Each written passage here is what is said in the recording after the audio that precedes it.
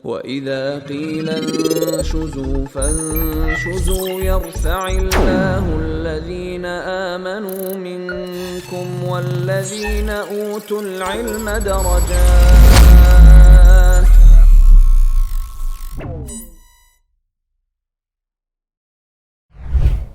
Jamaah yang semoga dirahmati Allah Subhanahu wa taala. Alhamdulillah saat ini kita telah memasuki penghujung bulan Sya'ban yang insyaallah taala kita akan masuk padanya bulan Ramadan. Maka tidaklah kita menjadi seorang muslim sejati melainkan kita mempersiapkannya. Tidaklah kita menghadapi suatu kejadian atau suatu ujian melainkan pasti kita mempersiapkannya. Maka hendaknya kita sebagai seorang muslim untuk mempersiapkan hal-hal dan mempersiapkan suatu untuk menuju suatu yang lebih baik, yaitu bulan Ramadan. Maka di sini khatib yang insyaallah taala akan memberikan nasihat untuk khatib sendiri pribadi dan juga untuk jamaah sekalian tentang amalan-amalan yang apa yang harus kita lakukan sebelum masuk ke bulan Ramadan. Karena tiga amalan ini atau amalan-amalan ini kalau kita tidak memperhatikannya, niscaya kita akan merugi, terkhususnya di bulan Ramadan. Insyaallah taala kita akan menghadapinya. Yang pertama adalah hendaknya kita berilmu sebelum masuk di bulan Ramadan. Karena dengan ilmu Allah Subhanahu wa taala menjadikannya atau menjadikan seorang muslim yang berilmu itu menjadi lebih mulia dan lebih tinggi derajatnya. Dalam surat At-Tahrim Allah berfirman, "Yarfa'illahu alladhina amanu minkum walladzina utul ilma darajat." Allah Subhanahu wa taala mengangkat derajat orang-orang di antara kalian, walladzina utul ilma darajat, dan juga Allah mengangkat derajat yang lebih tinggi untuk orang yang berilmu. Oleh karena itu, jamaah yang semoga dirahmati Allah Subhanahu wa taala, Umar bin Abdul Aziz rahimahullah taala mengatakan tentang pentingnya ilmu dalam beramal salih. Man abadallah bighairi ilmin kana ma yufsidu aktsaru mimma yuslih. Barang siapa yang menyembah Allah Subhanahu wa taala tanpa adanya ilmu, maka dia akan lebih mendatangkan banyak kerusakan-kerusakan di muka bumi ini dibanding membuat kebaikan-kebaikan dan maslahat. Kita ketahui di bulan Ramadan adalah bulan yang penuh berkah, bulan yang Allah Subhanahu wa taala turunkan di dalamnya kebaikan-kebaikan. Bahkan Al-Qur'an, kalamullah taala, kitab yang paling agung, itu diturunkan pada bulan Ramadan. Seharusnya kita bisa mendulang banyak pahala, kita bisa memanen banyak kebaikan di bulan Ramadan, dan itu semuanya dapat kita lakukan apabila kita telah berilmu. Banyak sekali orang-orang yang melakukan amalan-amalan kebaikan, yang berbuat amalan-amalan saleh, namun dikarenakan tidak memiliki ilmu dan tidak mempersiapkannya dengan baik, sehingga amalan-amalan ini menjadi sia-sia. Mungkin karena keikhlasan dan mungkin karena faktor yang kedua, yaitu tidak mengikuti Nabi Shallallahu Alaihi Wasallam. Padahal untuk diterimanya amal itu ada dua syarat yang harus diperhatikan. Yang pertama yaitu ikhlas. Ikhlas itu adalah kita memurnikan ibadah kita hanya kepada Allah Subhanahu wa taala, dan kita tidak meniatkan ibadah kita kepada selain Allah Subhanahu wa taala. Allah Subhanahu wa taala berfirman, "Wa ma umiru illa liya'budullaha mukhlishina lahuddin." Dan tidaklah kalian diperintahkan melainkan untuk beribadah kepada Allah Subhanahu wa taala saja.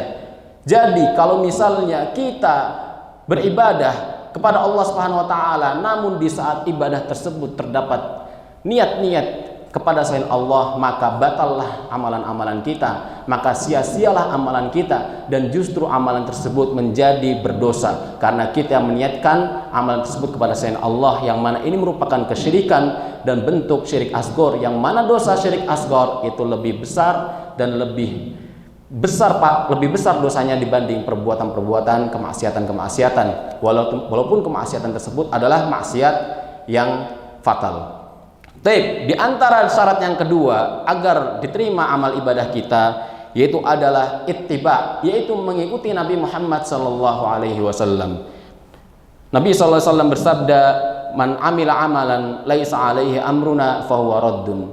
Barang siapa yang berbuat sesuatu tanpa adanya arahan atau tanpa adanya perintah dari kami, maka dia telah tertolak amalan tersebut. Kita dapati banyak orang yang bersungguh-sungguh untuk melakukan kebaikan, banyak orang yang bersungguh-sungguh untuk beramal yang ia anggap itu adalah amalan saleh, padahal sejatinya itu bukanlah amalan salih.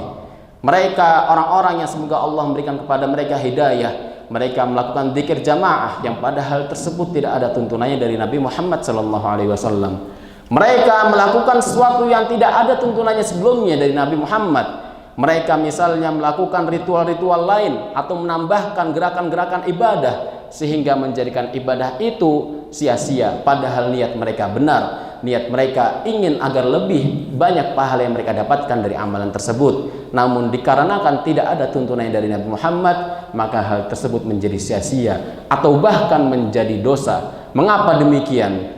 Karena jikalau ia menambahkan atau mengurangi dari kegiatan-kegiatan amalan soleh yang ada, atau bahkan membuat hal yang baru, berarti ia sama saja dengan mendustakan Rasulullah SAW. Ia dengan tidak serta-merta langsung mengatakan bahwasanya Nabi Muhammad adalah orang yang berkhianat.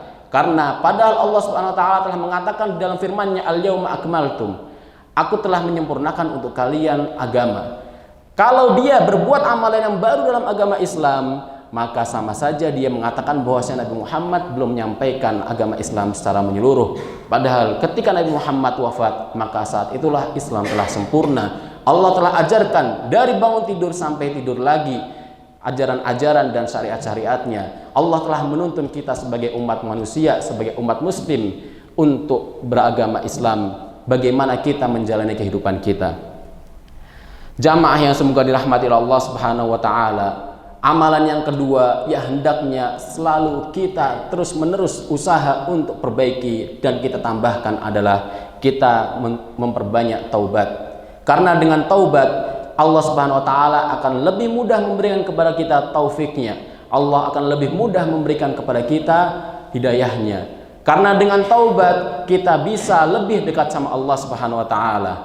Logikanya, kita sebagai umat manusia kepada manusia yang lain itu pasti tidak akan memberikan kemudahan kecuali orang yang telah memohon dan meminta kepadanya. Dan apalagi Allah Subhanahu wa taala, hendaknya kita selalu memohon kepada Allah, semoga Allah Subhanahu wa taala mengampuni kita, semoga Allah Subhanahu wa taala memberikan kepada kita taufiknya, semoga Allah Subhanahu wa taala memberikan kepada kita rahmatnya.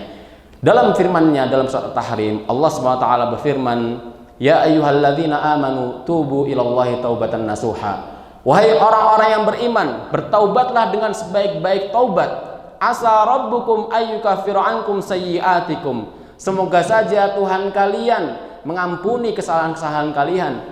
Wa yudkhilakum jannatin tajri min tahtihal anhar, dan juga memasukkan kalian ke dalam surga yang di bawahnya mengalir sungai-sungai. Yaumala yukhzillahu an-nabiyya walladzina amanu ma'ah.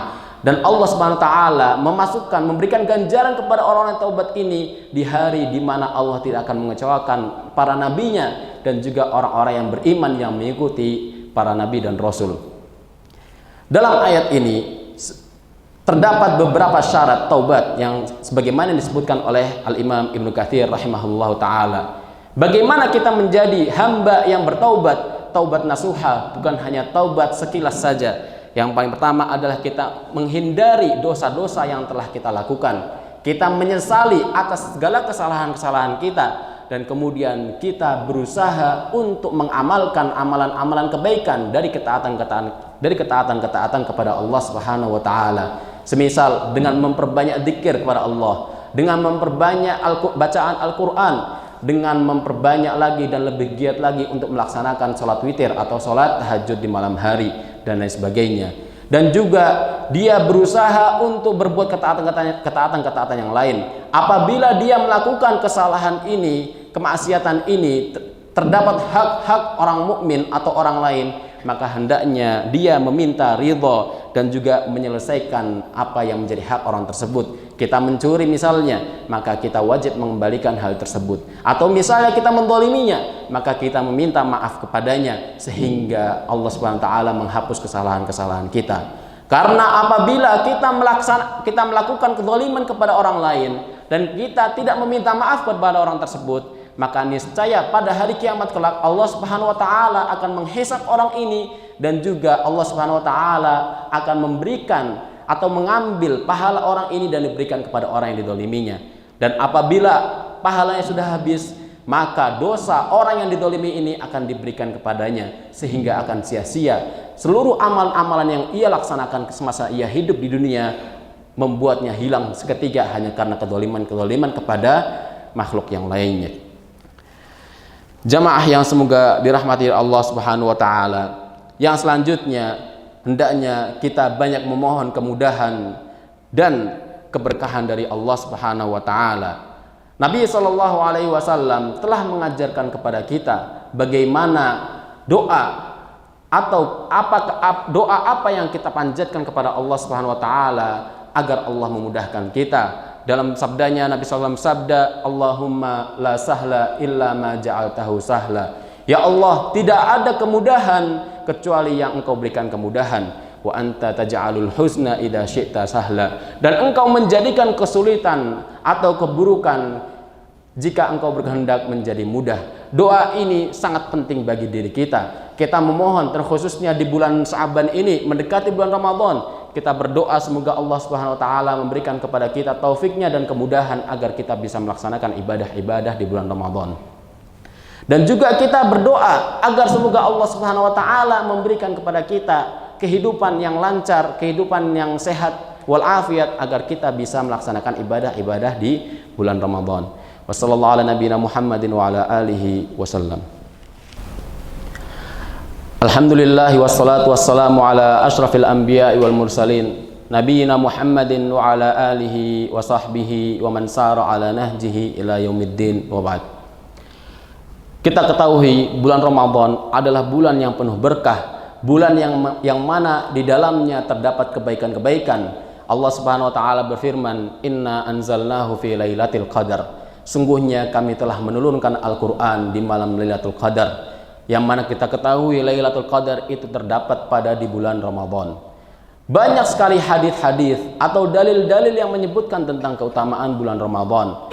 Nabi sallallahu alaihi wasallam bersabda, "Man shoma Ramadhana imanan wa ihtisaban, ghufira lahu ma taqaddama min dzambi." Barang siapa yang berpuasa bulan Ramadan dengan penuh keimanan dan juga pengharapan semoga Allah Subhanahu wa taala menerima amalnya di bulan Ramadan, maka ia akan diampuni dosa-dosanya ma taqaddama min dzambi, dari dosa-dosanya yang telah lalu yang telah ia kerjakan. Kita bayangkan kita melaksanakan atau kita pernah melakukan perbuatan-perbuatan dosa dan itu sangat banyak sekali.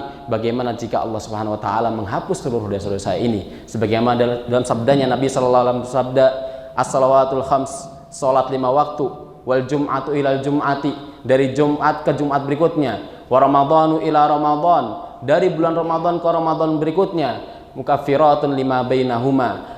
Itu terdapat pengampunan dosa idza jtunibatil kabair, selama dia tidak melakukan perbuatan-perbuatan dosa besar.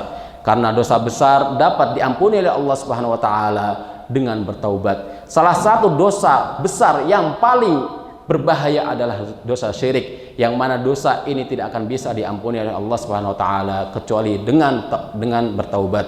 Allah Subhanahu wa taala berfirman, "Innallaha la yaghfiru an yushraka bihi wa yaghfiru ma duna dzalika liman yasha." Sungguhnya Allah Subhanahu wa taala tidak akan mengampuni dosa-dosa syirik dan Allah Subhanahu wa taala akan mengampuni dosa-dosa selain syirik yang Ia kehendaki.